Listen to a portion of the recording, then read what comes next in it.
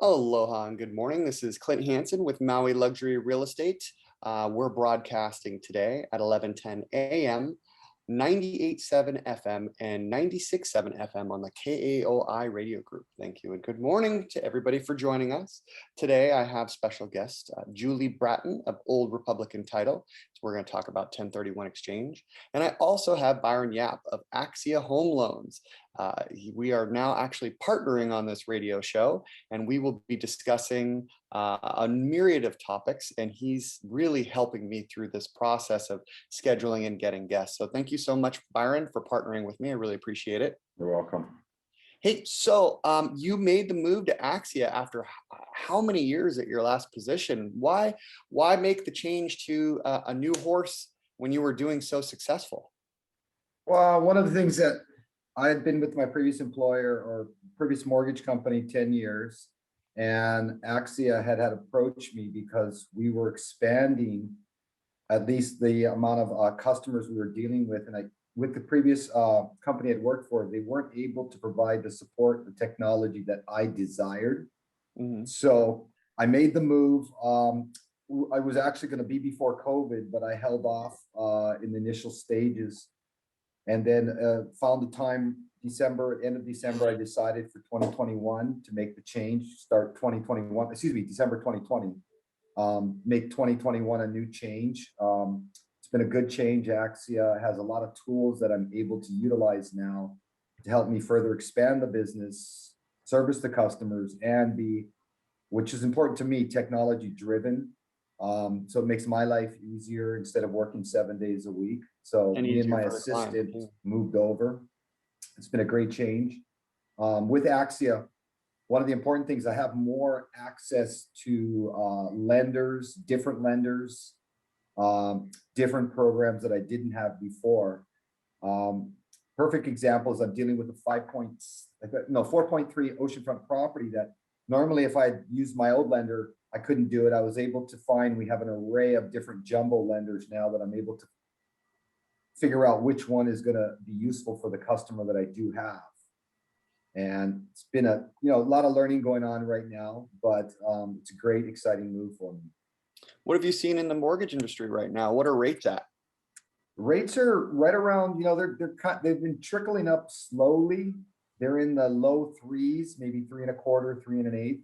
Mm-hmm. We're seeing that change happening with the rates steadily bumping up, maybe weekly or bouncing back and forth. There is no sure way if it's going to go up or go down. I think the market's kind of a little confused in some ways. Yeah, so a lot of that can be triggered from purchasing of securities and bonds and things of that nature. And there has been a lot of purchases, but the interest rate hasn't gone up too quick from my understanding comparatively to what we're seeing out in the market. So there's been a lot of indications that interest rates are due and past due to increase with all the extra liquidity that's out there. So that being said, it's really an ideal time to get a loan. If you're looking to make a purchase, unless you're cash, there's very little opportunity left to get such a low interest rate from my understanding. Yes. And one of the things in the market that I'm seeing affecting a lot of customers, at least in some ways in purchasing, is the appraisals. It seems the market is rising faster than the appraisers are being able to adjust their appraisals. So we're seeing some lower than normal appraisals on purchases. Yep. I've seen that. I actually have a few contracts that are out there, obviously with the lack of inventory. Many times we're going multiple offer situations. And when those multiple offer situations come across, it's always better to go with cash simply because you don't have to deal with the headache of scheduling an appraiser to get in there, and B, hey, what if it doesn't appraise? We like to put a little chunk of, information in the contract that basically, has a clause that if it doesn't appraise, that the buyer has to come up with additional cash. There can be parameters associated with that, like say it misses, by, 100,000, then that doesn't apply anymore.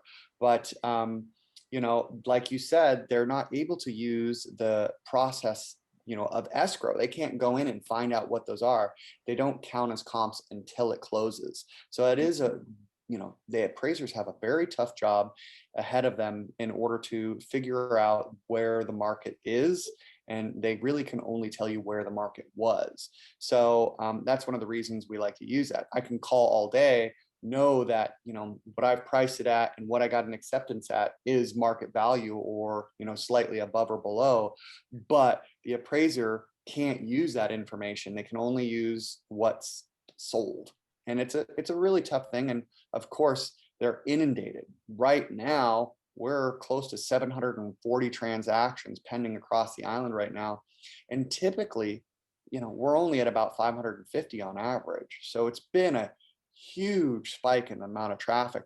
We've actually seen it drop too. We were close to 850 transactions that were going across the island, but with the lack of inventory, there's still the same number of buyers, there's still the same kind of fervor that's out there, but there's just less properties available. So the total number of transactions is starting to shrink, at least for the pending ones. Yeah. So tell me some about, the difference between investors and homeowners, like the difference in programs and interest rates and amount down. Well, usually, a homeowner, because it's going to be their primary residence, they have an option of, programs that allow for lower down payments. And of course, being a homeowner, your rate, because of the risk versus an investor, your rate generally is lower.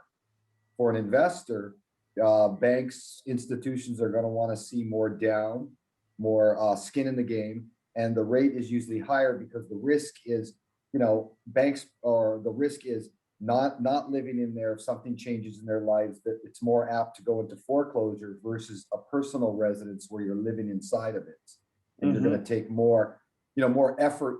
Not that the investor is going to do less effort, but there's going to be more effort to make the payment being an owner occupant. So that risk is put in there when you price a loan, or loans are priced for investors versus owner occupants. Yeah, everybody's going to take care of their home first, and yes, they want to make sure that they're taken care of and have a place to live. So that's why there's less risk associated with it. Now, what was the difference again? Like on an interest rate, is it like a quarter point difference, or is it pretty similar? The difference between an investor and a homeowner could be up to, just depending on, of course, there's many variables in their credit, those kind of things, the property type itself, but it could run half a point to a point more for an investor versus an owner occupant. It just really depends. There's many variables you have to add in there.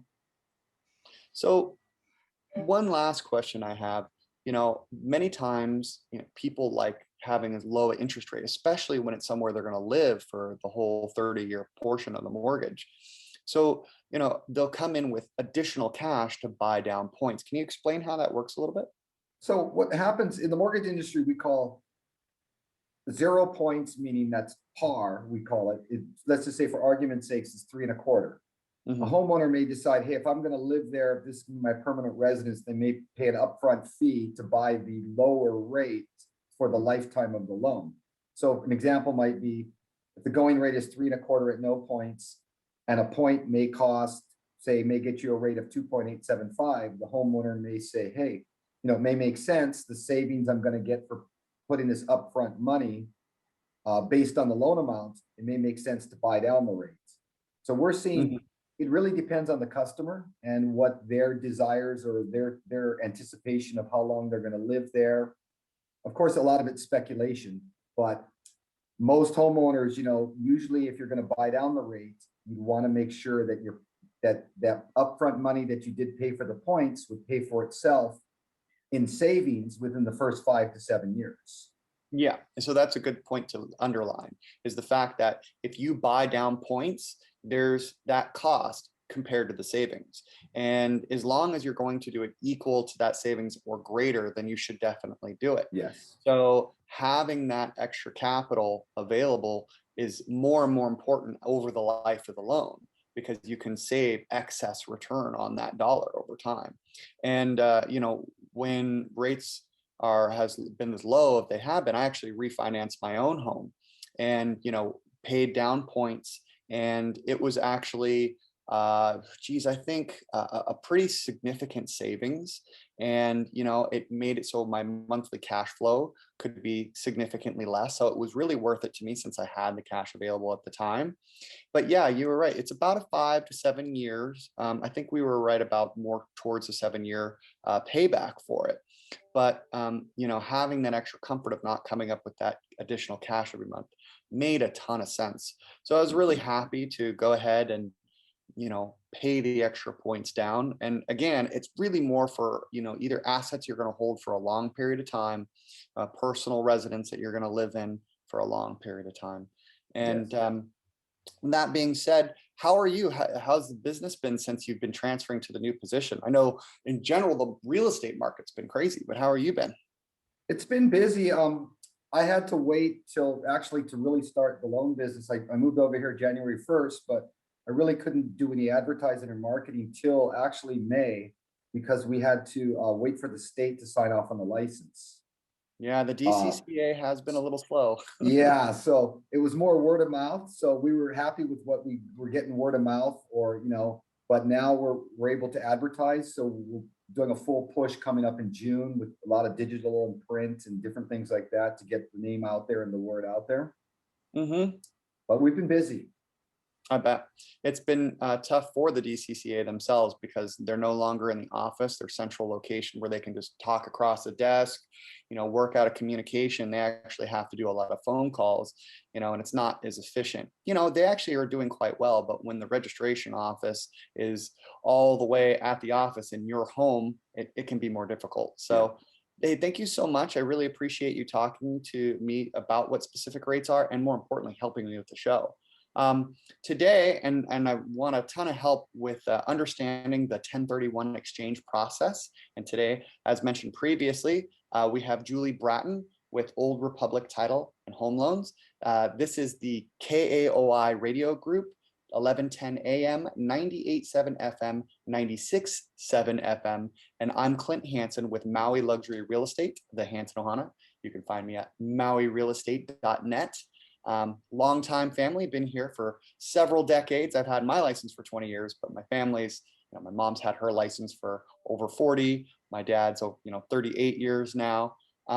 So we like to work with the professionals in the industry, and that's why I have Byron Yap on here with Axia Home Loans, as well as Julie Bratton with Old Republican Title. She specifically does 1031 exchange. Can you tell us a little bit about what 1031 exchange is and how the process works? Sure, thanks for having me.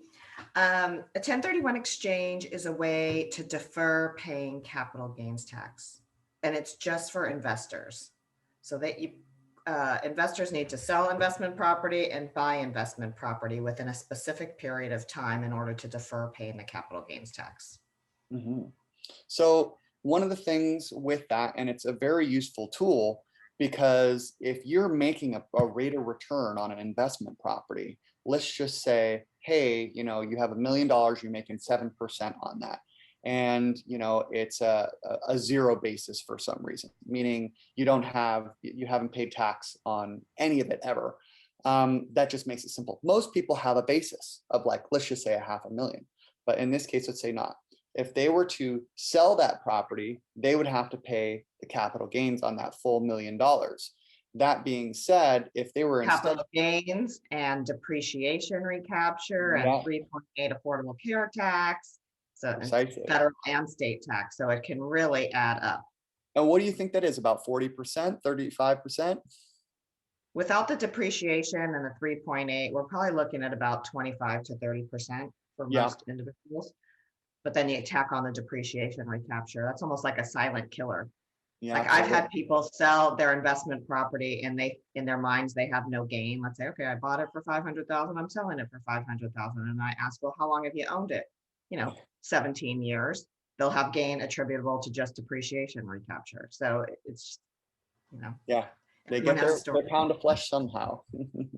But when you're doing that 1031 exchange, and your basis is $1 million, let's say your rate of return right now is 5% on an investment, and which is in the medium range. Most people like to get about 7%, on an annual basis for a rate of return for investment property.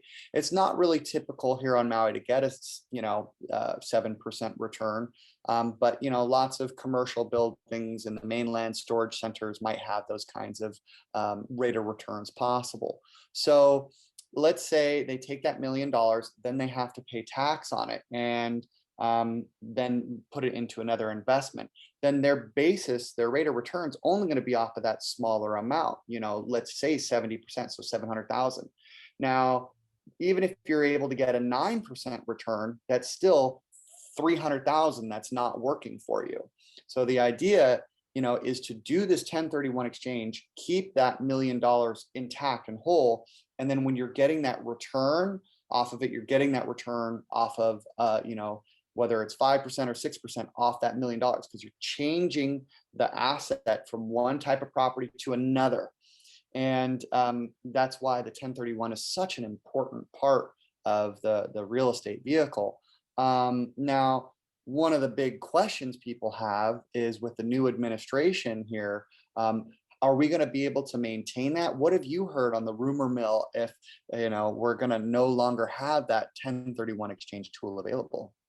So that's the big question these days. We are really not necessarily concerned with it. It's not even in a bill format, so it's a lot of chatter. I'm not saying that things can't change and be modified, but as of now, that there's no bill to even opine on. And if there was a bill, it would have to pass, go to the Senate, then pass after that. So that we just don't see the movement going forward. And without that's what our FDA goes through. So there's a lot of chatter and mass hysteria going on about it, but we are not concerned. I mean, if there was something really, concrete we would be able to make more of an opinion. But of course, if you have the opportunity to say, don't, get away with 1031 exchanges, do it. The more people, the better. But again, we're not putting anything out to cause any mass hysteria at this point. We're not necessarily concerned about it moving forward. And also, which is kind of interesting, I mean, this is my 20th year doing exchanges, and every new administration that comes in always puts 1031 exchange on the block. They always try to modify it. They always try to do something, because obviously it can be an incredible revenue source for them, but it would be devastating to the economy. And as soon as that just starts, drilling it, whittling it down, is it good? Is it bad? They end up doing nothing, because it would collapse the economy in so many ways. Commercial real estate, residential real estate, it just would. Well, they don't realize that they get that money to them with the power of the increased investment. When you're getting rates of return, you pay taxes on that money. It's not like you can shelter that cash anyway, especially if you're going to go into some sort of triple net property. They take those taxes out automatically the same way that income is in most cases. Right. So the function of that is to really preserve the asset and the money generating power. Those don't normally make big capital gains, depending, unless it's like individually owned. So if there's a basis increase or a rate increase of your rent, then yes, the value of the asset can increase, but most time it's about the same. And maintaining that asset value when you go into another investment really actually helps the economy as a whole, because if all of a sudden all the transactions started to having to pay 20-30% on their basis, then that's going to be a lowered steady income to the government as well. They're actually reaping the reward of this investment that goes out there. That money that's in the world, that additional capital, means that when those checks get passed out to the asset holder, that they're actually getting a higher tax rate on a regular, consistent basis. So it's really in the government's best interest to maintain the 1031 exchange. Now, I've always seen, go ahead. All right, from what I can really just say, if you guys have the opportunity, or anybody has the opportunity to oppose this going forward, and again, there's nothing out there to actually oppose yet, but if you have the opportunity to do it, of course, do it.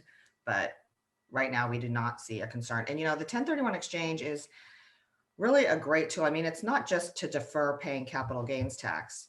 I mean, like you're just discussing, I mean, that's the number one reason. That's top of mind for everybody, because nobody wants to pay. but you do have the opportunity to diversify and leverage your real estate portfolio. I mean, you can sell one property and buy 5. You can sell 3 properties and buy 1 if you wanted to. You can use this as an estate planning tool. Get into better income producing property. I mean, for example, let's say you have a client who owns vacant land and they own it. It's worth $1 million and they've owned it for 20 years. You know what? It sounds really glamorous to have, vacant land, property on the Big Island or property in Maui. But you know what? Vacant land doesn't pay. Sell it, do an exchange, and get into some income producing property or a better income producing property to pay for your aging parents' health care or your kids' tuition at a school. There's just so many great reasons to do an exchange, not just deferring paying the capital gains tax. Well, tell me a little bit about, go ahead, Byron. Do you, Julie, like if someone was owning in the mainland, say in California, do you handle that if they're trying to buy in Hawaii? Yes. I know a lot about you, but what can you, like, if I own a house in California and I live in California and I want to buy an investment in Hawaii, what service or do I approach you? How does that work? Yep, you just approach me, call me, or send me an email, say I'm ready to do an exchange and I'm selling my property in California and buying in Hawaii. So that's a good point. You can do an exchange anywhere in the United States, the US Virgin Islands, and Guam, just not Puerto Rico. I don't know why, but anywhere in the United States. So usually all the properties aren't located in Hawaii. There's always something on the mainland somewhere. Yeah. So you could be selling in Hawaii and buying in Wyoming. No, it doesn't matter. Do I have to, if I want to buy, let's just say I have a commercial building I'm selling, do I have to buy a commercial building? What are the things I possibly could? What can I look at?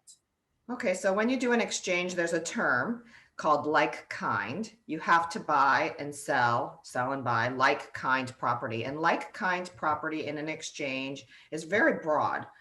It's any combination of real property, but sometimes the consumer reads it as like kind has to be exactly what you described. Commercial building for commercial building, industrial building for industrial building, condo for condo, single family for single family. Although all of those examples are fine, it's really any combination of real property. So for example, I had a lady selling a commercial building in California, and she bought as her replacement property another commercial building and 4 condos to get her exchange whole. Okay, so it's any combination of real property. But that's another point. When the clients are doing an exchange, they need to be buying property or properties that are equal to or greater than what they sell their relinquished property for. So for example, that lady in California, she was selling a $6.8 million commercial building. She needs to buy $6.8 million of replacement properties or property to have 100% deferral. I mean, she can always buy a little bit, lower, but the difference would be exposed to taxes. And at that juncture, it would be a partial exchange. But for 100% deferral, she needs to buy $6.8 million worth of property. So she diversified. She actually did some estate planning. She bought that $2.2 million commercial building. And I asked her, how many kids do you have? She's like 5. And I said, well, then why don't you buy the commercial building, buy 5 condos or single family homes, rent them out. And then when you pass away, your kids inherit these properties at a step up in basis and you're done. She's like, she had no idea she could buy more than one. She had no idea she could mix it, commercial and residential. So that's a really good point that you bring up. So as long as it's real property, you can do an exchange with it. So like you can't go out and buy a boat. That's personal property, just to give you an example. Here's the one that I get once in a while. Mobile homes. Mobile homes qualify if they are fixed to the ground. But if you can drive off with them, they're not. Okay. One of the other questions I did have, because I hear it for years being thrown around, these terms, 45 days, 180 days. Can you explain what those days mean? Because, some people get confused on them. Yes, and those days, those timeframes are the black and white of exchanges. Okay, so when a client closes on the sale of their relinquished property, their clock starts ticking. They have 45 days from the day they close to identify in writing what they think they're going to buy, and 180 days to close on it. So the 45 days is included in the 180. They don't get 45 and then a fresh 180. So to say it differently, the entire exchange period is 180 days. But in the first 45 of those 180, they have to tell us in writing what they think they're going to buy. And that's very stressful right now in this market. 45 days just whizzes right by. So I always tell people, start shopping early. Like if you're just about to list this property, start shopping. Take this listing period and escrow period to weed through the properties you like and don't like. So when you're in your 45 days, you've either really narrowed it down or maybe even have an accepted contract. But those time frames are black and white. There's no extensions. How So many properties can you identify?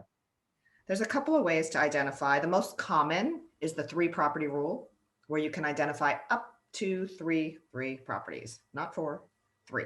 And a lot of people only intend to buy 1, but they put backups down just for peace of mind because they're not sure what they're going to get. Okay, so 1, 2, or 3 properties. If they want to identify more than 3, like the California lady, $6.8 million lady who's bought 5 properties. Oh, 6. Yeah. She has to go under the 200% rule.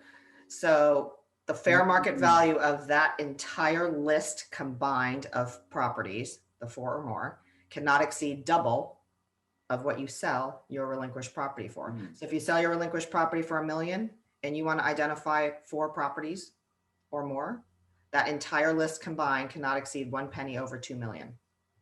That makes a It's ton like of sense. you can't go and go hog wild and identify all of Kihei and then pick one later. Somebody probably did that, and that's why we have this silly rule. When you say identify, does that mean put it in a piece of paper and give it to you? What does that mean? Yes. So we provide the clients with an identification notice. Well, 2, they can use one or the other, and they complete it and fill it out. So when they identify, they need to put complete addresses, street number, street name, street, avenue, boulevard, specific unit number, city and state. So it needs to be specific. One of the important aspects of this whole 1031 process is when to contact Julie. And I always tell people well before we sell the property, but there's so many times that people wait for the last minute. And the most important thing is never touch your cash. You can't put your fingers on it even for a second. You need to make sure that the escrow agent from the property you're selling is in contact with Julie, so that they can transfer that money to her escrow account. Can you explain a little bit of how that works and the types of transactions you've seen?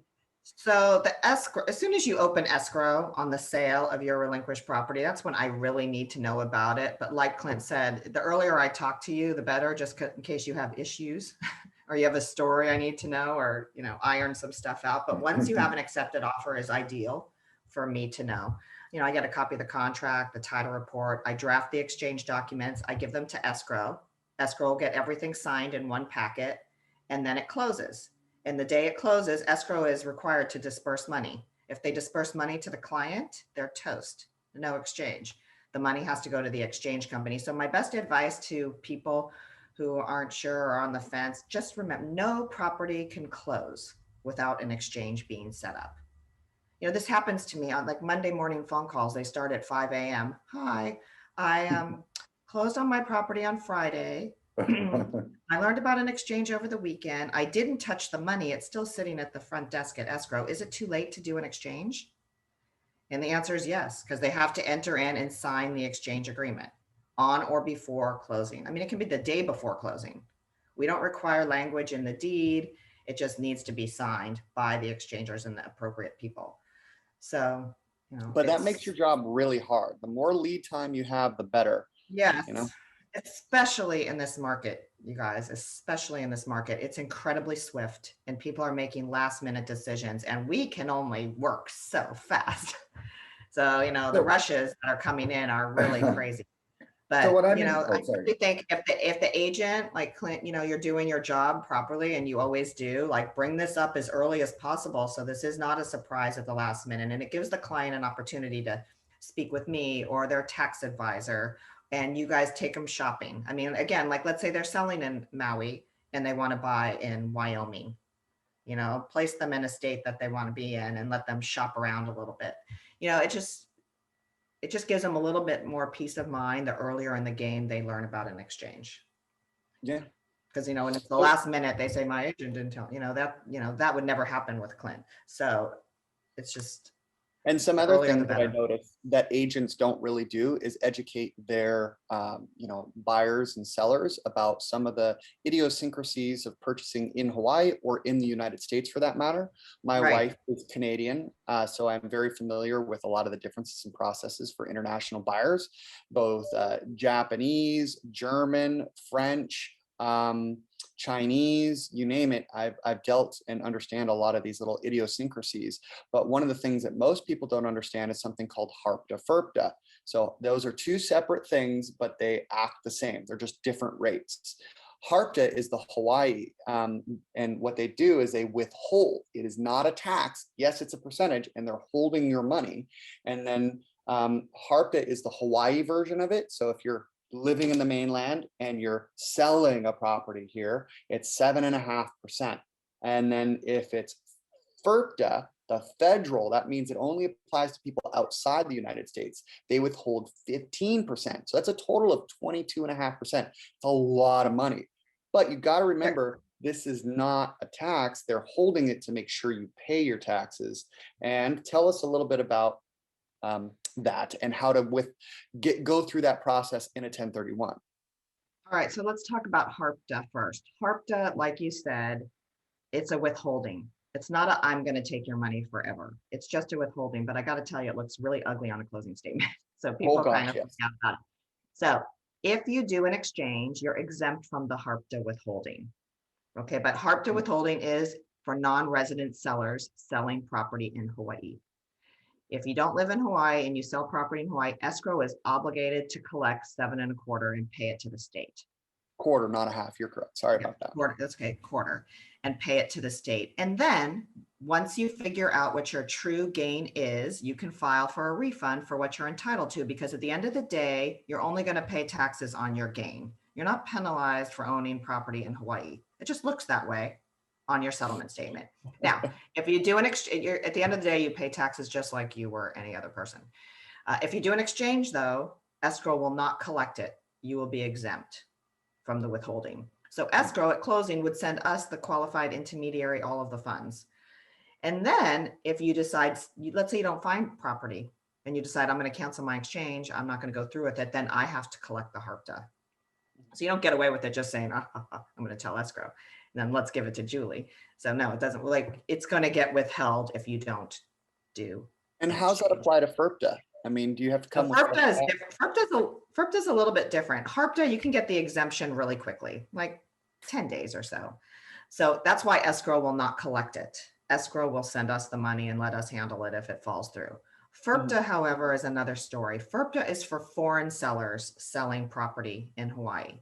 So let's say you have a Canadian seller, it's subject to FERPTA. Escrow is required to collect 15% of the sales price and pay it to the state, or pay it to the feds, sorry. And the problem, I'll tell you the problem with that, and then I'll tell you the solution. The problem with that is if a client wants to do an exchange because he wants to be exempt, because you'll be eventually exempt, but you have to wait 120 to 180 days for that exemption to come in. That's a long time. So that's why escrow is just going to collect it. So the problem is if escrow collects 15% of the sales price, the exchange company doesn't get all the money. How are we going to complete the purchase of the replacement property? They're short a chunk of money. So our foreign person has to either bring in fresh cash or get a higher mortgage to complete his purchase. And then when the exemption comes in and the client gets his money back, he's getting back exchange proceeds. And remember what Clint said, you can't touch exchange proceeds. So the refund that you get is taxable. You just did an exchange, so this wouldn't happen. So the way around it is, we recommend, or if they can't do it, it's okay. This is just the way around it.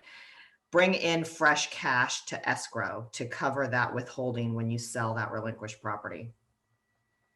Then escrow can pay the withholding with that fresh cash. We, the exchange company, get all of the exchange proceeds, buy the replacement property, we're done. Then when the exemption comes in and the client gets his money back, he's getting back his own cash, not taxable. Now, what if it's something along the lines of a bridge loan or, maybe hard money loan just temporarily at a higher interest rate? I'm sure. What do you mean? At what point?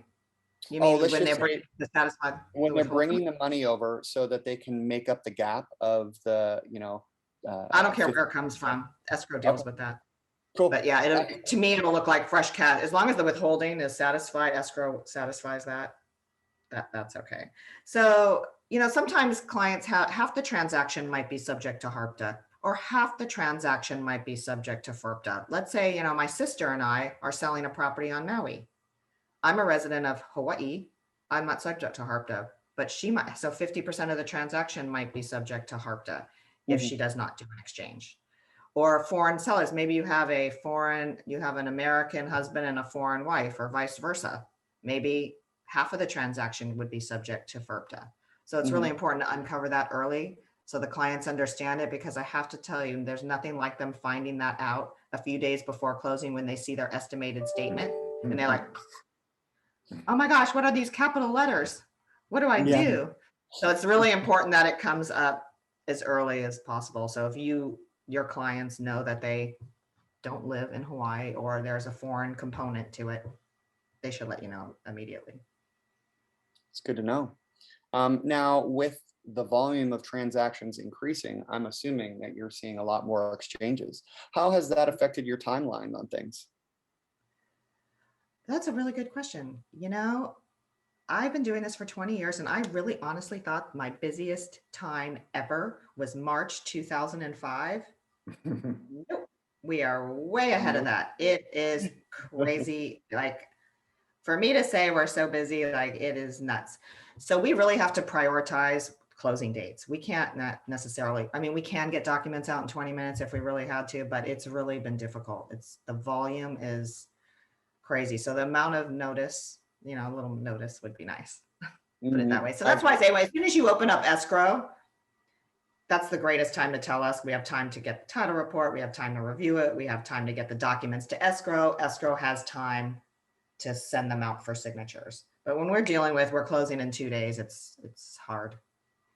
So Wow, I couldn't imagine having to deal with that. we're and make doing that over progress. 100 transactions a month these last few months. Like, it's an incredible amount of work. I've seen and I've talked to some other escrow officers just dealing with the general title process, Yeah. not 1031. And normally they're dealing with, 30, 40 transactions, and they're doing anywhere from 90 to 130 transactions. And, they have their assistants and things, they're doing additional hiring, but, having And it's hard to systems in find it, place. and it's hard to Yeah. find help. Oh, It's hard to find absolutely. help. Yeah. It's like you're a hamster on a wheel a little bit, like and the emails, they keep coming and coming, and it's And it's interesting. all essential and important. Everything is of the utmost importance. And if something doesn't get handled right, it's their booty or yours.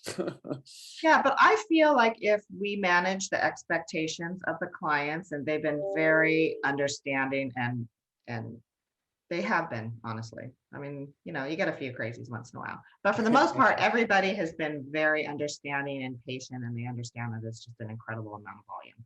Early education goes a really, really long way in order to It help the really, process. really does.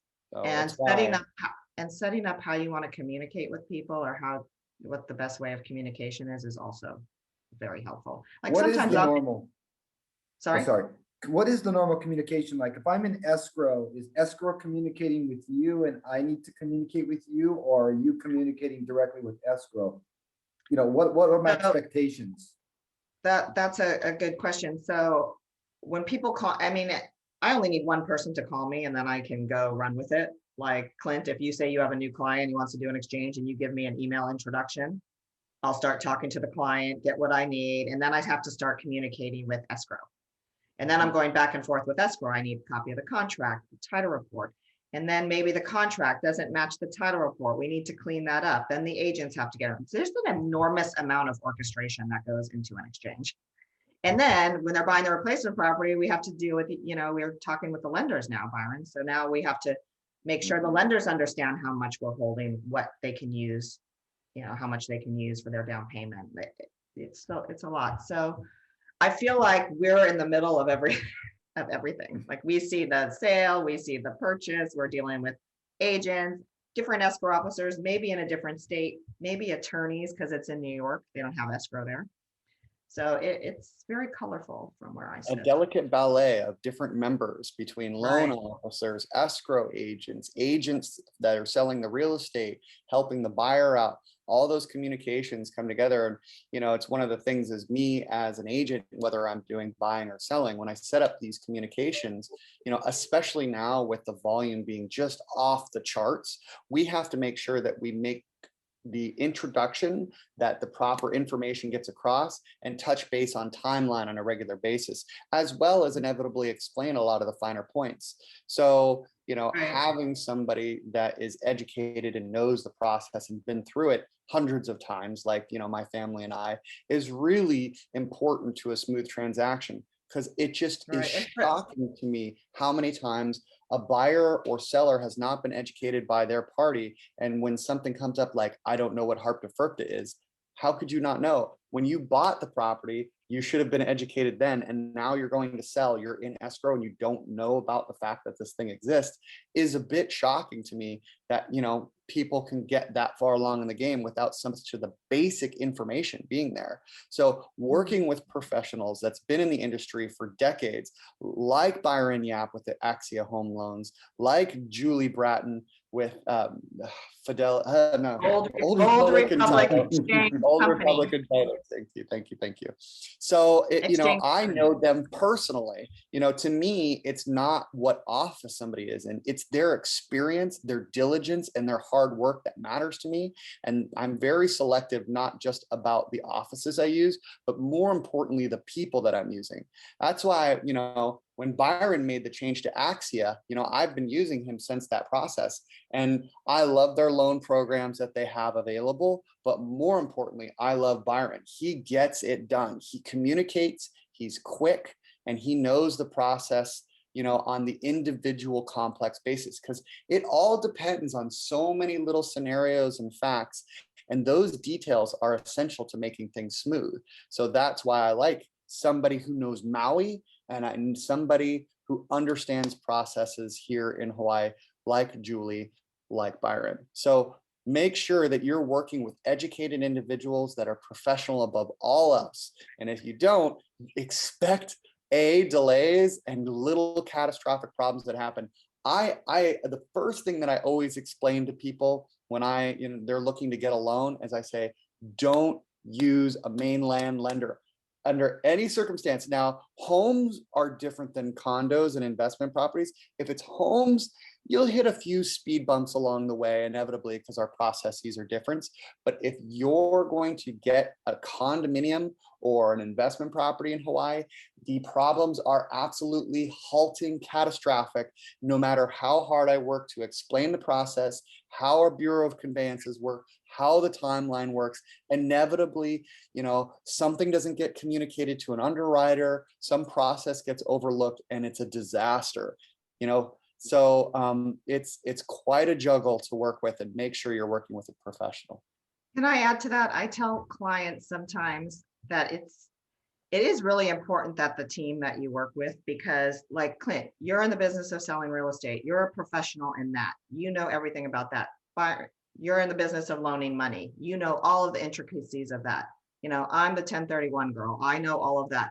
And we all have things that we do in our everyday business that seems like a no-brainer, but when there's an exchange going on, we really need to talk to each other, because one weird thing that maybe Clint wants to negotiate, or one weird thing that you need to do in your loan, could not jeopardize the exchange, but have some type of taxable event, just like that.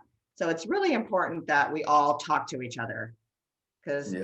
the first thing the client's going to say, I hired you, professional realtor. I hired you, professional 1031 girl. I hired you, professional Byron. How could you let this happen? And we're all doing everything we normally do in our everyday business that is not normally odd. But when there's an exchange involved, we really got to, communicate. So it's really, And that there's is some really important fact. So thanks for bringing that up.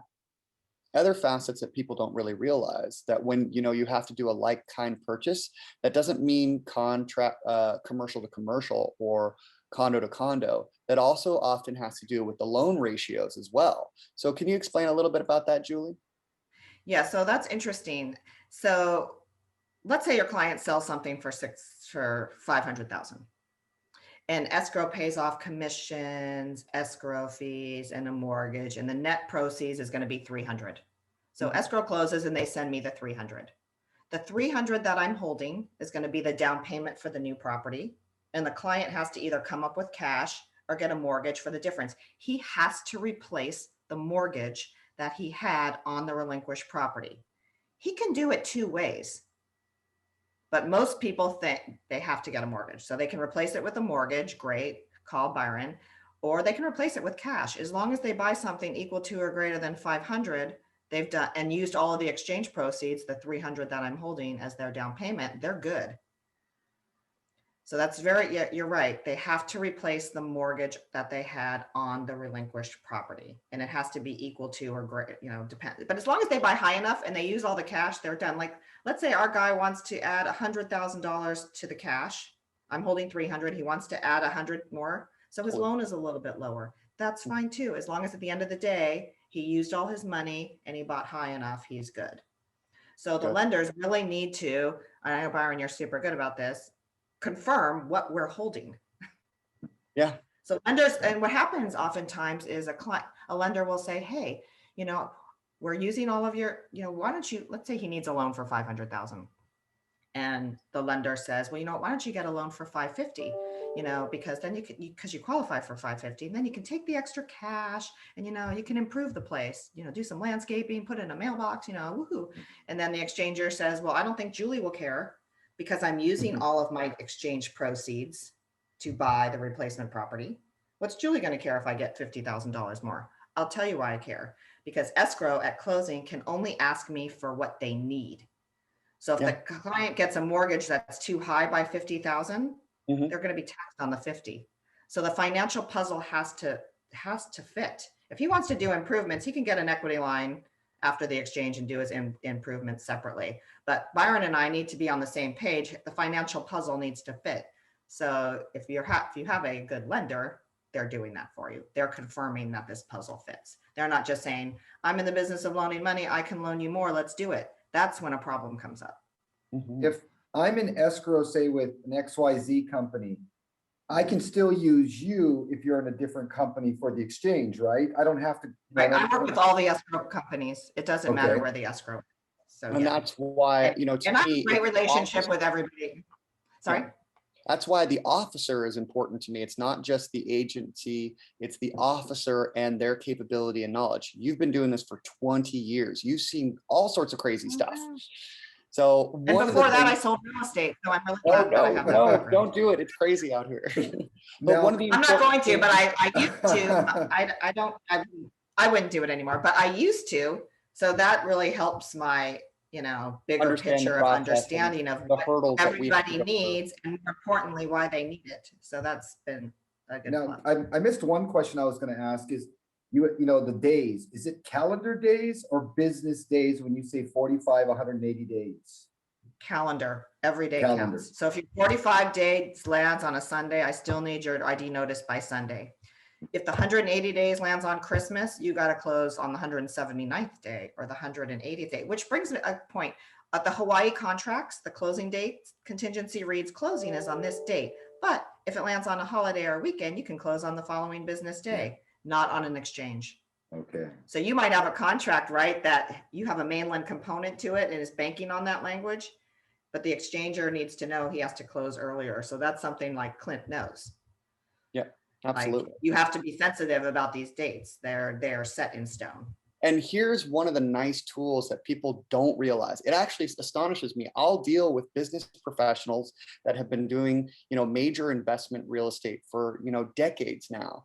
And right now, one of the hardest components is available inventory.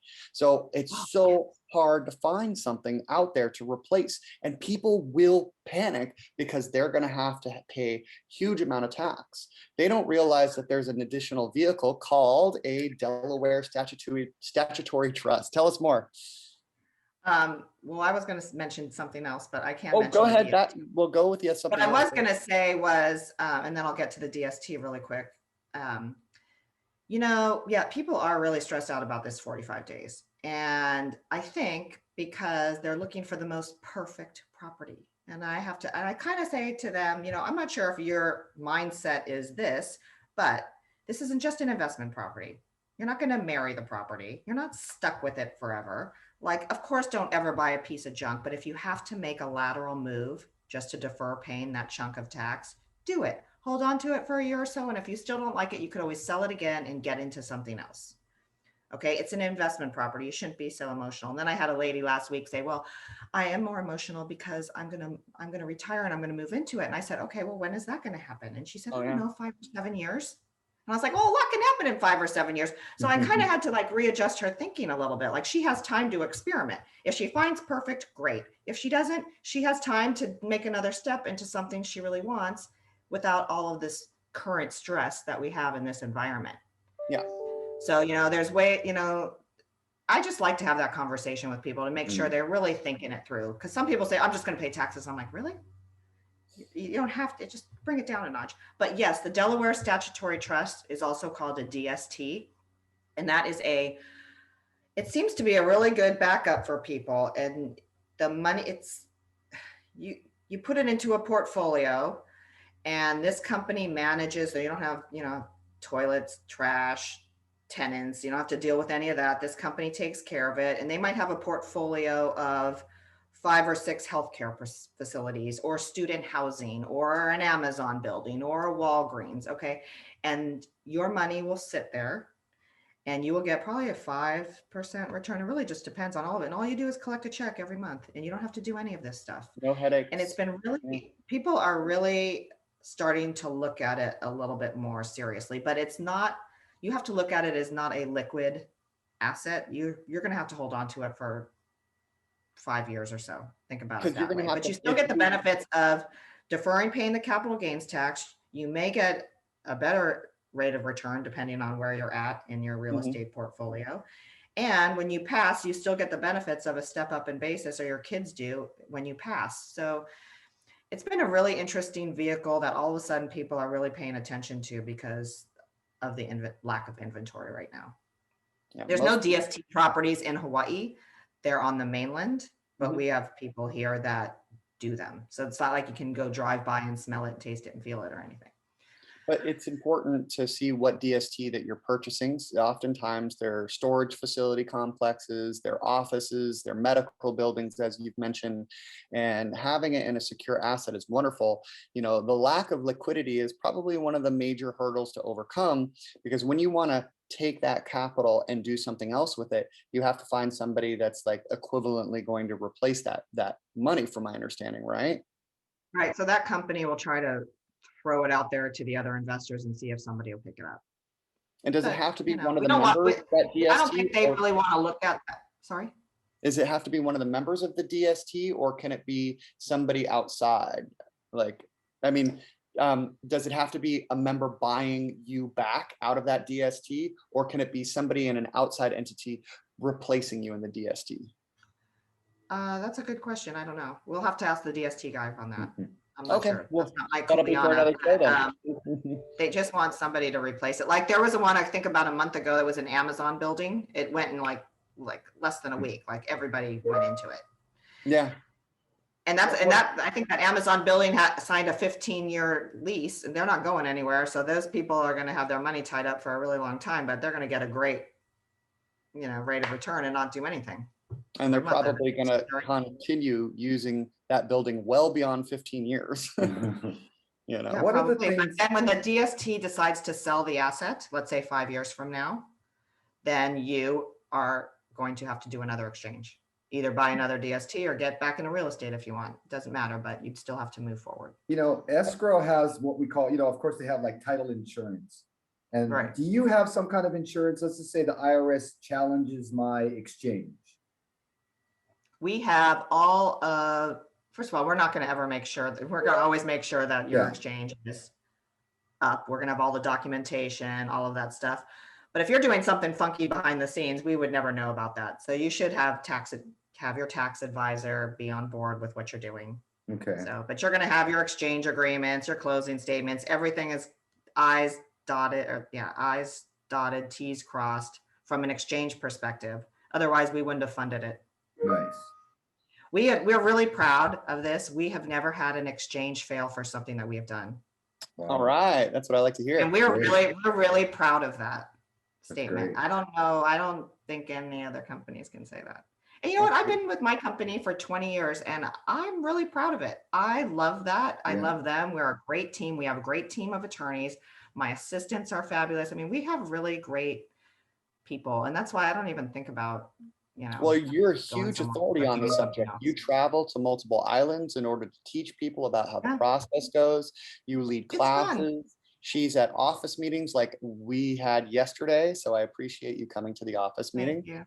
And, it's important that you work with professionals. So I want to wrap up the show here because we're coming to the end of our time. I'm Clint Hansen with Maui Luxury Real Estate, the Hansen Ohana. You can find us at mauirealestate.net, or always don't hesitate to call me on my cell phone. Text is best at 808-280-2764, or email me at clinthansen33@gmail.com. My name is spelled CLINTHANSEN 33@gmail.com. And there's Julie Bratton with Old Republican Title. She's the 1031 specialist. Old Republic Exchange. Oh, Old Republic Exchange. Thank you. And That's okay. Byron Yap of Axia Home Loans, or actually, it is Axia Home Loans. Yes. So can you give your guys your contact, please? Julie, you can go first. Sure. Text is not best for me. So email is probably best for me. It's J for Julie Bratton, my last name. So JBRATTON at oldrepublicexchange.com. You can also call my cellular if you like, 808-265-5854. So email anytime you want, ask question. I mean, you can call or you can text if you want to, but I think I'm quicker and better on the email or the phone call. Right on. Yeah, it's easier to There you organize. have it. And Byron. My email is Byron, BYRON .yap, YAP at axiahomeloans.com. I'm better on the phone. My number is 808-280-3491. Thanks, Glenn. Hey, thank you guys. Aloha, Thanks, and I Julie. really appreciate all your time today. Aloha. Thank you.